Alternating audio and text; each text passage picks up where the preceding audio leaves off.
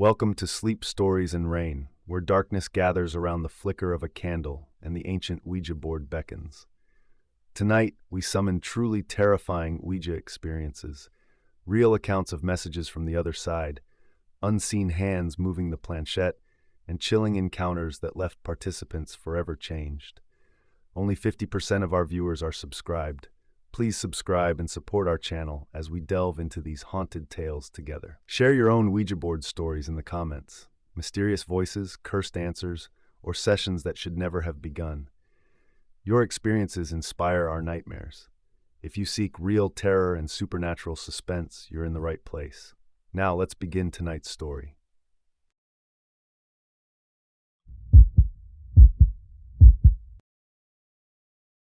I still replay that night, endless loops in my head, a torture I deserve.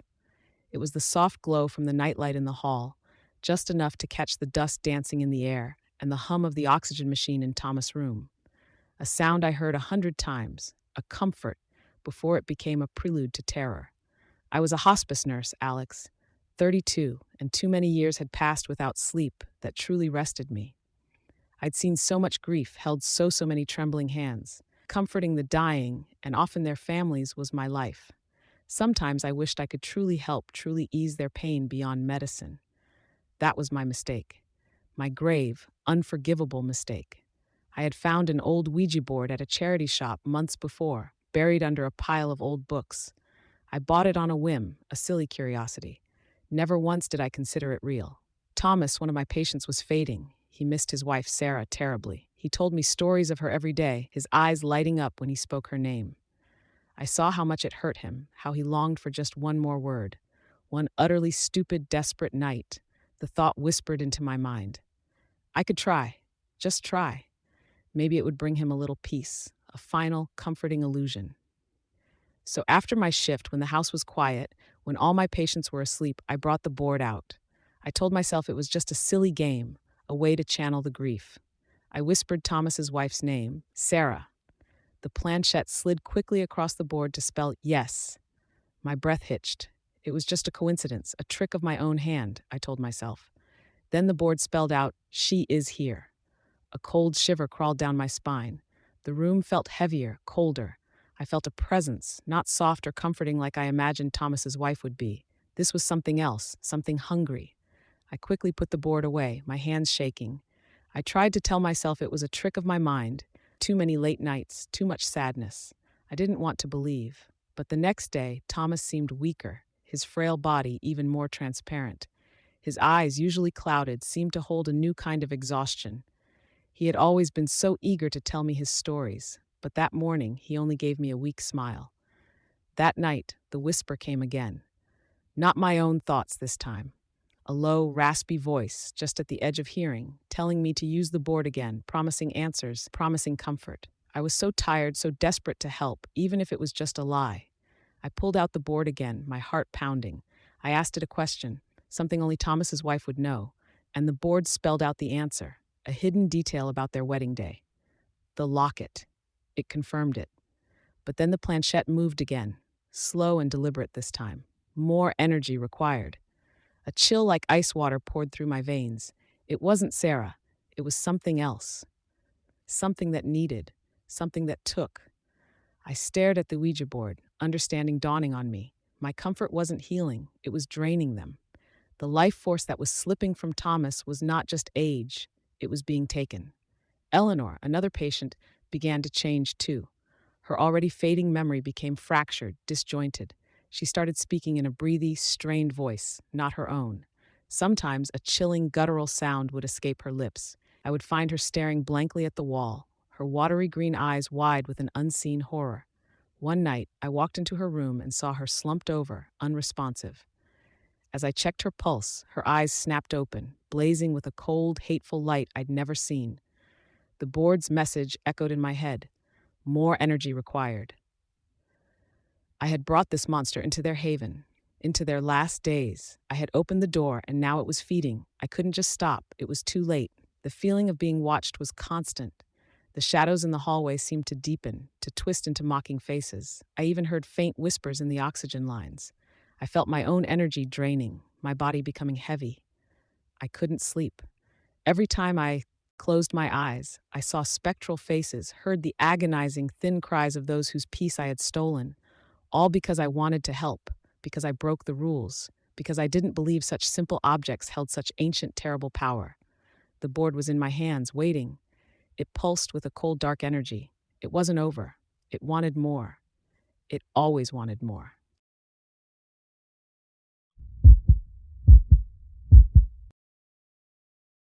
The smell of old wood and something sickly sweet still gets to me. It's been years, but I still see the glow of the cheap electric lamp we used that night, casting long, wavering shadows across the living room carpet. It was supposed to be a game, a silly way to pass a Friday night. A new Ouija board, fresh out of the box, with its shiny planchette and crisp, untouched surface. We put it on the coffee table, a bunch of us, probably too old for such things, but boredom makes you do strange things. We were laughing, cracking jokes about ghosts and spirits, about how it was all just a trick of the light and nervous energy. I can still hear the way our laughter echoed, thin and brittle, before it all went quiet. Before the board started to speak. There were 5 of us, me, Kai, Maya, Ben, and Chloe. We gathered around the Ouija board, hands light on the planchette, each of us pretending to be serious but really just trying not to giggle. Kai, always the skeptic, kept pushing on the planchette, trying to make it spell something funny. Maya, the nervous one, kept glancing at the door, as if expecting something to burst in. Ben, ever the leader, tried to keep us focused, telling us to ask real questions. And Chloe, the quietest, just watched, her eyes wide. We asked simple questions at first, like, "Is anyone here? And what's your name?" For a long time, nothing happened, just the wood groaning and creaking as we shifted. Then it moved, slowly, barely, but it moved, to the letter H, then E, then NL. My heart started to beat a little faster. It spelled hello. A shiver ran through all of us. Kai stopped pushing. This wasn't a joke anymore. We kept asking questions, our voices softer now, almost whispers. The planchette moved more confidently, spelling out short, chilling messages. "Who are you?" Ben asked. The board spelled out "the one who waits." My stomach twisted. We asked it where it was, and it spelled out "under." We looked at each other, confused. Under what? Ben, trying to be brave, asked, "Under where?" The planchette flew across the board, not to a letter, but to goodbye. And then nothing. Just the silence of the room, broken only by our ragged breathing. We thought it was over. We were wrong. The air in the room grew heavy, like a blanket. The lamp flickered, then dimmed. A cold draft snaked through the room, even though all the windows were shut. Maya let out a small whimper. Then the floorboards above us began to creak, a slow, deliberate rhythm, like someone was walking very, very slowly. We froze, staring at the ceiling. No one was upstairs. We'd been in the living room all night. The creaking stopped directly above us. Then a faint scratching sound, like fingernails dragging across wood. It was coming from inside the walls. My breath hitched. Chloe, usually so still, started to tremble. Ben grabbed a poker from beside the fireplace, his knuckles white. The scratching grew louder, more frantic, like something was trying to claw its way out. The lamp flickered again, going completely dark for a split second, then returning to a weak glow. In that brief moment of darkness, I thought I saw something move in the corner of the room, a shadow deeper than the rest, but when the light came back, it was gone. The scratching turned into a muffled thumping, coming from every wall at once. It sounded like something big, something heavy, was trying to break through. The room began to shake, ever so slightly at first, then more violently. Books fell from shelves, lamps swayed. We huddled together, terrified. Maya was crying soft, desperate sounds. Kai, the skeptic, looked utterly bewildered, his face pale. Ben gripped the poker, but he knew it was no use. The thumping intensified, and a crack spiderwebbed across the plaster above the fireplace. The air was thick with dust and the smell of something burning, bitter and acrid. The temperature dropped sharply. I could see my breath in front of me. The planchette, which we had left on the board, began to slide on its own, not spelling anything, but dragging itself across the yes and no sections, back and forth, faster and faster, until it became a blur. It pulsed with a faint, sickly green light, which was impossible. Then the sound stopped, abruptly. The silence that followed was worse than the noise. It was a thick, suffocating silence. The lamp, still glowing faintly, cast a single pool of weak light. We waited, our hearts pounding like drums, and then, from directly beneath the coffee table, a low, guttural growl rumbled. It wasn't a human sound. It was ancient, furious, and hungry. The coffee table, which held the Ouija board, began to vibrate. Dust motes danced in the dim light. A faint tremor ran through the floor. A feeling of immense pressure filled the room, like the walls were closing in on us. We scrambled back, falling over each other, trying to get away. The board, still on the table, began to glow with that awful green light again, growing brighter and brighter, until it pulsed like a diseased heart. The growl intensified, wrapping around us, filling our ears until it was all we could hear. I don't know how long we stayed there, huddled and shivering, staring at that glowing Ouija board. It felt like hours, maybe forever. The growling faded eventually, as also did the green light, leaving behind only the dim glow of the struggling lamp. We didn't talk about it for a long time after that night. We just scattered, went home, and tried to forget. But I never forgot the smell, the cold, or the sound of that growl. And I never forgot the look on Kai's face, the skeptic, as he watched the impossible happen. That board is gone now, thrown into a bonfire, but sometimes when I'm alone in the dark, I still feel that tremor in the floor, and I hear that low, guttural sound right beneath my feet. And I know it's always waiting.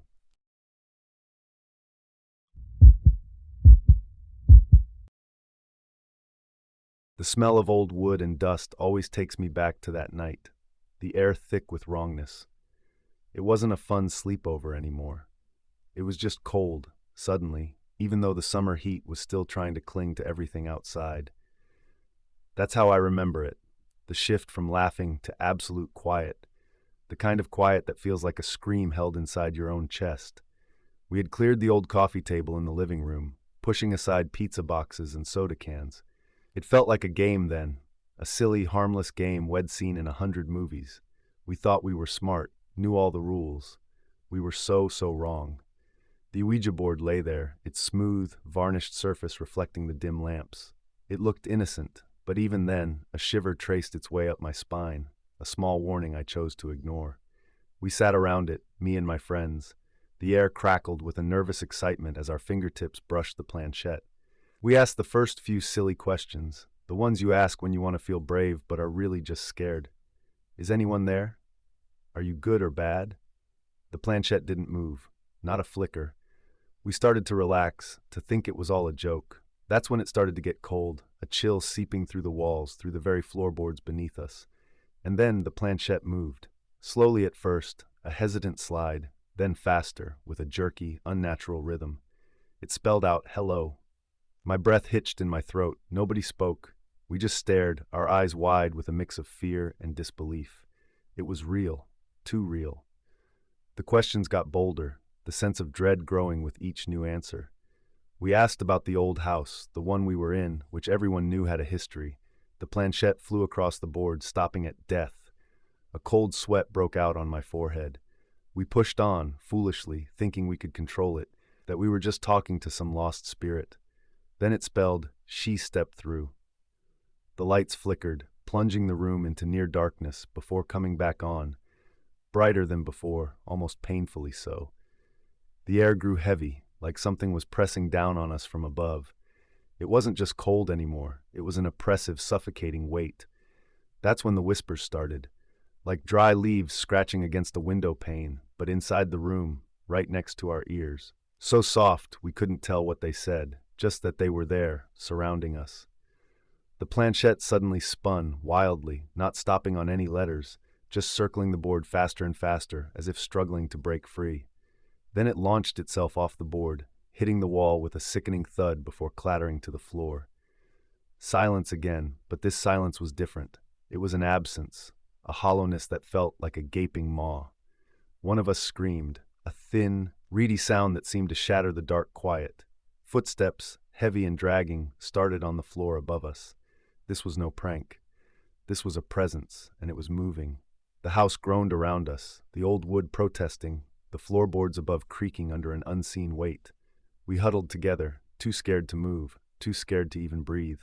The whispers grew louder, clearer. "Get out!" The voice was raspy, like gravel.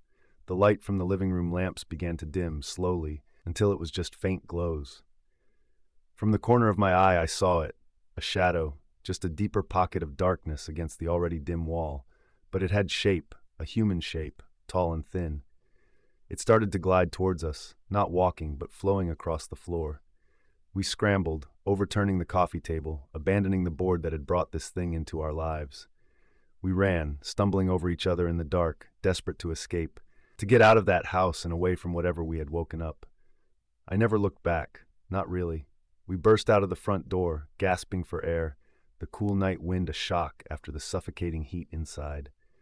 We ran through the dark yard, over the driveway, and didn't stop until we reached the road, the lights of town a distant comfort. The memory is still sharp, the way the air got cold, the whisper of "get out," the shadow advancing.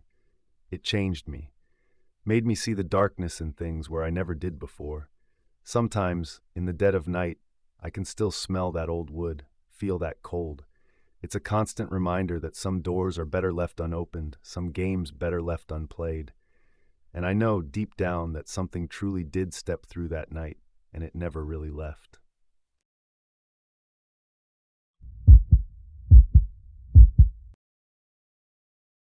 The smell of old pizza and cheap soda still clings to my memory, even now, years later. It was the scent of that Friday night, the night the laughter died and the shadows began to dance. We were just kids, really. Dumb, bored, and looking for a thrill that ended up looking for us instead. It started with a whisper, Mark pulling out the Ouija board, a dusty relic from his grandma's attic. It looked innocent enough, a smooth piece of wood with letters and numbers, a little heart-shaped planchette. None of us believed in ghosts, not really. It was just a game, right? A parlor trick. A way to pass the time when the internet was slow and there was nothing good on TV. We set it up on the coffee table in Mark's living room, the dim light from a single lamp making the wood seem even older, the room feel smaller. There was Mark, always the fearless leader, cracking jokes to hide his own jitters.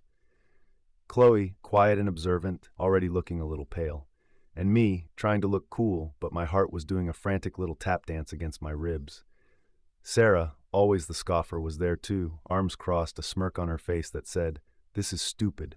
We all put our fingertips lightly on the planchette, the plastic cool against my skin. Mark cleared his throat, trying to sound serious. "Is anyone there?" The planchette didn't move, not a flicker. Sarah snorted. "See? Told you, it's just wood." Just as she said that, a cold gust of wind snaked through the closed window, making the curtains briefly billow. The lamp flickered, and then slowly, the planchette began to glide. Not fast, not erratic, but with purpose. It ghosted over the letters, stopping on an H, then an E, then a L, and finally a L, before resting on O. The board spelled out hello. No one spoke. We just stared, eyes wide, at the board, then at each other. Sarah's smirk was gone, replaced by a look I can only describe as pure, unadulterated shock. Mark's bravado had evaporated, leaving him stiff and pale. Chloe looked like she was about to bolt. My own breath hitched in my throat. The air grew heavy, like static before a storm. I wanted to pull my hand away, to run, but some unseen force held me rooted to the spot, my finger still pressed to the planchette. Mark, bless his idiot heart, found his voice. "Who are you?" The planchette moved again, this time a little faster, more urgent. It went to D, then E, then M, then O, then N. The board spelled out demon. A collective gasp filled the room. This wasn't funny anymore. This wasn't a game. The air began to vibrate, a low thrumming sound, like a giant, angry hornet trapped in the walls. The lamp flickered wildly, casting dancing shadows that seemed to twist into monstrous shapes. Sarah, who had been trying to pull her hand away since the hello, finally ripped it free, knocking the planchette off the board with a clatter. "I'm out," she yelled, her voice thin with fear. As she scrambled away from the table, the planchette, as if possessed, shot across the floor and slammed into the wall, cracking the plaster. A shriek tore through the room that wasn't Sarah's, a sound like glass shattering and metal scraping, so raw and unnatural it made my ears ring. The Ouija board itself lifted off the table, hovering for a moment, before crashing back down, splitting in two with a sound like a bone snapping. The words carved into its surface seemed to glow with a faint, hellish red. A cold, black mist began to seep from the broken board, swirling upwards, forming a sickening shape that hovered above us. It felt like 1,000 icy hands were clutching at my throat. Chloe began to cry, silent tears streaming down her face. Mark, frozen in his chair, could only point, his finger trembling. The mist solidified, no longer a formless cloud, but something with dark, hollow eyes that seemed to pull all the light from the room. It was tall, impossibly thin, and radiated a cold so profound it felt like it was freezing my very soul. A silent scream tore through my mind as the entity fixated on the broken board. Its presence filled the room, crushing the air out of our lungs. The temperature plummeted. We could see our own breath, steamy wisps in the sudden, unnatural cold. The shadow figure turned its dark gaze towards us. It didn't move in a human way. It shifted like smoke, closer. A whisper, dry and raspy, echoed in my head, not from the board, but from inside me. It spoke words that made my blood run cold, words I knew instinctively shouldn't be uttered. It was telling me to give it something, something vital, but the specifics were lost in my panicked mind. Mark somehow found a final surge of strength. He grabbed Chloe's hand and mine, pulling us towards the door. "Run!" he bellowed, his voice cracking. We threw ourselves out of the house, not looking back. We ran until our lungs burned, until our legs felt like lead. We didn't stop until we reached the main road, the street lights a welcome beacon against the oppressive darkness behind us. We camped out at a gas station, shaking, not saying much. The next day, when we finally convinced an adult to go back to Mark's house, it was empty. Not just empty of people, but of things. The furniture was gone, the house was stripped bare, as if no one had ever lived there, as if it had been consumed. The Ouija board was gone too. We never saw Mark again, or Chloe, or Sarah. Just the empty house and the persistent whispering cold that sometimes, even now, makes me check the locks on my doors and wonder what exactly was swallowed whole that night.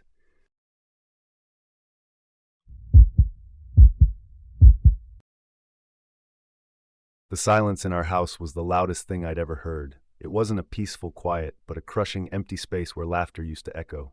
My guts twisted every morning, remembering. Our little one had been gone for 6 months, but it felt like yesterday.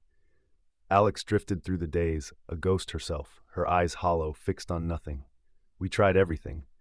Therapy, support groups, long drawn-out talks that ended in tears. Nothing touched the raw wound. One evening, I found Alex in the attic, dust swirling around her. She held something old, flat, and dark. A Ouija board. I'd seen it before, tucked away, a forgotten curio from her grandmother's things. She looked at me, a flicker of something, maybe hope, maybe madness in her eyes. What if we could just say goodbye? Her voice was a whisper, fragile as spun glass. I wanted to say no, to hold her, to tell her it was a dangerous game. But the desperation in her face was a mirror of my own. We set it up on the dining room table, the very table where we'd celebrated birthdays, done homework, shared meals. The cheap plastic planchette felt cold under our joined fingers. The instructions were yellowed and brittle, but we knew the drill. We asked over and over into the silent room, "Are there any spirits present?" Nothing, just the hum of the fridge and the frantic beat of my heart. Then a shiver ran through the planchette, a tiny, almost imperceptible twitch. My breath hitched. Alex gasped, her grip tightening on mine. Then slowly, agonizingly, the planchette began to move. Not directly, not smoothly, but with a hesitant, almost jerky motion. It slid across the board, stopping on letters. My mind raced, trying to put them together. It stopped, then moved again to another letter, then another. The board spelled out her name, our child's name. A sob tore from Alex's throat. My whole body seized up, disbelief warring with a desperate, all-consuming joy. It was her. It had to be. We cried, we laughed, we poured out our aching hearts. The board responded, spelling out comforting words, memories only we could share. It felt real, truly real. We did this every night for a week, clinging to these conversations like a lifeline. It felt like we were starting to heal, the suffocating grief finally loosening its grip. But then the messages changed. Subtle at first, a word here, a phrase there that wasn't quite right. Instead of "I miss you," it spelled "I want." My stomach dropped. Alex didn't seem to notice, lost in her desperate connection. The questions became sharper, more demanding. It started asking about our love for each other, then wanting proof of it. One night, the board spelled out, "You don't love her." I yanked my hand away, my heart pounding. Alex stared at me, tears welling. "What are you doing?" she whispered. The planchette still under her fingers trembled. Then, it slid to "he doesn't care." A cold dread seeped into my bones. This wasn't our child. Our child would never say such hurtful things. But Alex, her eyes glazed, seemed convinced it was a sad, angry message from our little one. The entity tightened its grip on Alex, its influence twisting her thoughts. She started to change. She became paranoid, moody, whispering to herself when she thought I wasn't listening. She'd turn on me, her eyes flashing with a cruelty I'd never seen, accusing me of things, twisting my words, making me out to be the villain. Every argument, every disagreement felt like a scene out of a twisted play, orchestrated by an unseen hand. I tried to talk to her, to show her the pattern, to make her see that the board was tearing us apart. But she just clutched it closer, defensive and deluded. She stopped sleeping, muttering about proof and tests of love. I started finding strange things around the house. Objects moved, doors creaking open and shut when no one was there. The air grew heavy, thick with something unseen but deeply unsettling. It was pulling us apart, feeding on our pain, and making Alex its cruel instrument. One night, I woke to a shriek. Alex was standing at the foot of our bed, holding a kitchen knife. Her eyes were wide, black pools, her face a mask of distorted rage. "The board said you don't love me," she screamed, her voice a twisted echo of her usual gentle tone. "It says to prove it." I scrambled back terrified, a cold sweat breaking out on my skin. This wasn't Alex. This was something else, wearing her skin, speaking through her mouth. The air in the room grew heavy, chilling me to the bone. I could almost feel the presence of the entity, a dark, pulsing hate radiating from the board discarded on the floor by the bed. It had latched onto her, twisted her grief, and was now making her its weapon, turning our love into something grotesque and horrifying. This was its final, cruel joke. I managed to calm her, to wrestle the knife away, but the damage was done. The love we had, already fragile, shattered into a million pieces. The entity had consumed Alex, leaving behind a shell of who she once was, filled only with suspicion and a cold, calculating anger. I left her that night, not because I stopped loving her, but because the person I loved was gone, stolen by something I couldn't fight. The house still stands, silent and empty, a constant reminder of the horrific game we played, and the love that was weaponized into something truly evil. The Ouija board still sits in the attic, a forgotten relic, waiting for another desperate soul to pick it up, to seek comfort, and to find instead a parasitic entity ready to twist their deepest feelings into a weapon. I tell myself I saved myself, but what's left of me isn't worth much. I simply survived, a ghost in my own life, haunted by a love that became a terrible, murderous thing.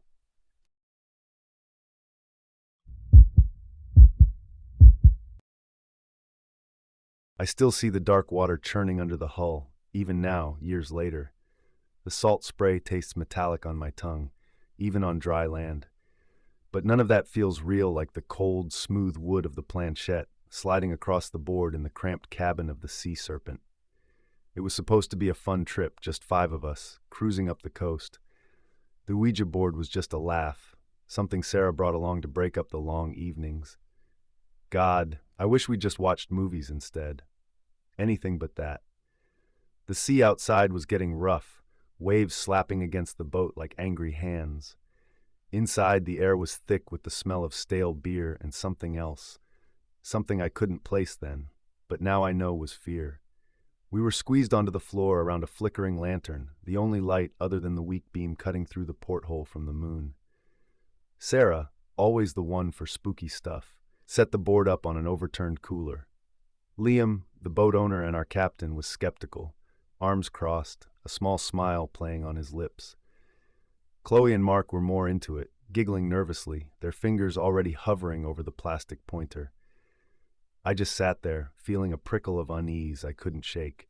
Maybe it was the rocking of the boat, maybe it was the isolation, but I felt like we were already cut off from the world. Sarah put her fingers on the planchette first, urging us to join her. "Come on, just for fun," she said, her voice a little too bright. Slowly, one by one, we placed our fingers on the cold plastic. I remember the shared breath, the collective anticipation.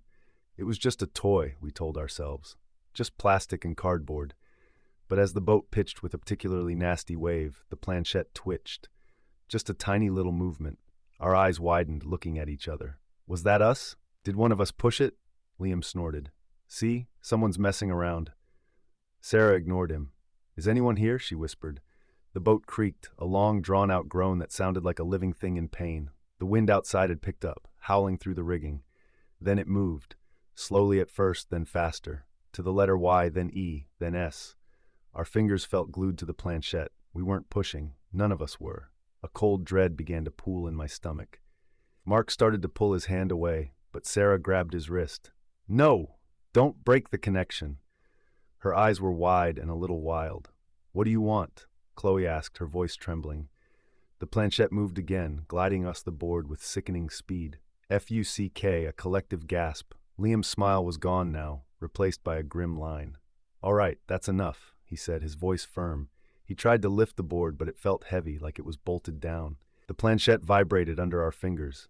It started spelling again. F-O-L-L-O-W-U-S. Follow us where? The boat lurched violently, sending bottles rolling and crashing to the floor. The lantern flickered and died, plunging the cabin into near darkness. Only the moonlight through the porthole offered any visibility, casting long, distorted shadows. A cold wind seemed to gust through the cabin, though the door was closed. It carried with it a smell of decay, of damp earth and something rotten. We huddled closer together, our fear a tangible thing in the suffocating dark. The planchette began to spell again, faster and faster, like whoever or whatever was moving, it was getting impatient. D-O-W-N-H-E-R-E, down here? Under the boat? Liam fumbled for his flashlight, finally clicking it on. The beam cut through the darkness, illuminating our pale, terrified faces. Sarah was shaking, her knuckles white where she gripped the planchette. Mark was breathing in shallow gasps. Chloe was crying silently, tears tracking through the dirt on her cheeks. Then we heard it. A scraping sound from below the deck, slow, deliberate, like something huge was dragging itself along the hull. Our eyes darted to each other, then to the floorboards. The boat groaned again, deeper this time, a sickening resonance that vibrated up through our feet. The scraping stopped. Silence stretched, so thick it felt like it would break. Then a single, loud thump directly beneath the cabin. The entire boat shuddered. The planchette flew off the board with a clatter, landing under the bench. We scrambled away from the board, our hands scrambling for any purchase. Liam rushed to the companionway, trying to open the hatch to the deck. It wouldn't budge. It was like something was holding it shut from the outside. A cold dread, so absolute it felt like a physical weight, settled over me. We were trapped. Below us, the scraping started again, louder this time, interspersed with wet, gurgling sounds. It was no longer just on the hull. It was inside. Inside the boat with us. The floorboards above the bilge hatch began to creak ominously. A dark, viscous liquid started to seep through the cracks, smelling of the sea, but also of something else, something foul and unnatural. It pooled slowly, reflecting the dim moonlight like oily black mirrors. The scraping intensified, right under the hatch. We backed away further, stumbling over each other in the cramped space. Liam kept slamming against the companionway hatch, his frustration a desperate counterpoint to the rising terror. Chloe was screaming now, a raw, guttural sound. Mark was frozen, his eyes wide with horror fixed on the bilge hatch. Then, with a splintering crack, the hatch burst open. A blast of cold air rushed into the cabin, carrying with it the overwhelming stench of decay and brine. Dark water sloshed out, bringing with it something else, something large and shapeless, writhing in the dim light. It was slick and black, covered in what looked like thick, matted seaweed, but it moved with an unnatural intelligence. It smelled of the deepest parts of the ocean, of things that should not exist. It rose slowly from the opening, dripping with the foul liquid. We stumbled backward, pressing ourselves against the walls of the cabin. Nowhere left to go. Its form was indistinct, shifting and changing, but I could make out glimpses of what looked like long, slender limbs, ending in clawed digits, and eyes. Too many eyes, reflecting the moonlight like tiny, malevolent stars, scattered across its form. A wet, clicking sound filled the air as it moved, a sound that I will never forget. It lurched forward, its movements sluggish yet purposeful. Sarah screamed, a sound that was cut short as one of the dark appendages lashed out, wrapping around her leg. She was dragged screaming towards the open hatch and the dark, churning water below. Liam finally managed to wrench the companionway hatch open, stumbling onto the deck. Mark and Chloe scrambled past him, and I lunged after them, the smell of decay and the clicking sounds driving me forward. We tumbled onto the wet deck, just as the monstrous thing below us emitted a guttural roar that shook the very timbers of the boat. The boat pitched violently, and a massive wave crashed over the deck, nearly sweeping us overboard. When the water receded, I looked back at the cabin below. The opening where the bilge hatch used to be was a gaping maw, and the darkness within seemed to pulse with a malevolent energy. There was no sign of Sarah. The thing was retreating back into the depths of the boat, but I knew it was still there, waiting. Liam somehow started the engine, the roar a welcome sound against the storm, and the other, more terrifying sounds coming from below. We sped away from that spot, the sea serpent listing badly, but still moving. We didn't look back at the cabin, at the horror it held. We just steered for the shore, praying we'd make it. The entire journey back was a blur of fear and adrenaline, the sounds from below deck a constant reminder of what had happened. When we finally limped into the harbor, the boat was a wreck, and we were changed. We never spoke about it, not truly, not about the board or the voice or the thing that came from the water. We just pointed to the storm, to the rough seas. But sometimes when the wind howls just right, or I see a ship on the horizon at night, I can still hear that clicking sound. And I know it's still out there, in the dark, waiting. And I wonder if it ever truly left the sea serpent at all. Maybe it's still out there, drifting on the waves, waiting for the next set of unsuspecting people to try and speak to the darkness.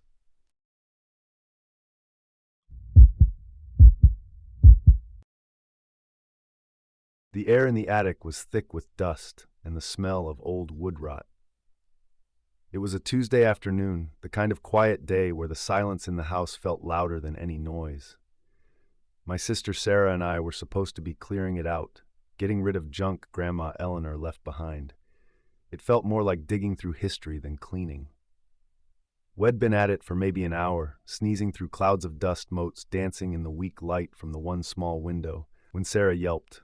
Found something, I figured. Probably some weird porcelain doll with cracked eyes. Grandma had a lot of those. But this was different. She held up a flat, square object, maybe 1.5 feet wide. It was made of wood, dark and worn, with faded letters and numbers painted on its surface. An alphabet curved across the top, numbers 0 to 9 below, and yes, no, and goodbye in the corners. In the center was a star and a crescent moon. Rested on top was a small, heart-shaped piece of wood with a little window in it, a planchette. My blood felt instantly cold, like someone had poured ice water down my back. I didn't need Sarah to tell me what it was. We both knew. A Ouija board, Sarah breathed, her voice low and full of a nervous excitement that mirrored my own. It looked old, seriously old, not a shiny plastic one you'd buy at the mall. This had weight to it, a sense of history and maybe something else. We'd heard stories, of course. Everyone had. Sleepover tales, campfire legends about talking to spirits. But seeing one, holding one, felt entirely different. It felt real. Dangerous, even. We sat down on the dusty floorboards, the board between us. We shouldn't, I said, my voice a little shaky. My rational mind, the part that actually managed to pass math class, screamed that it was just a piece of wood. But the other part, the part that believed in shadows and things that went bump in the night, was terrified. Sarah's eyes, usually so sharp and steady, were wide and gleaming. But what if she started, then trailed off? We both knew what the what if was.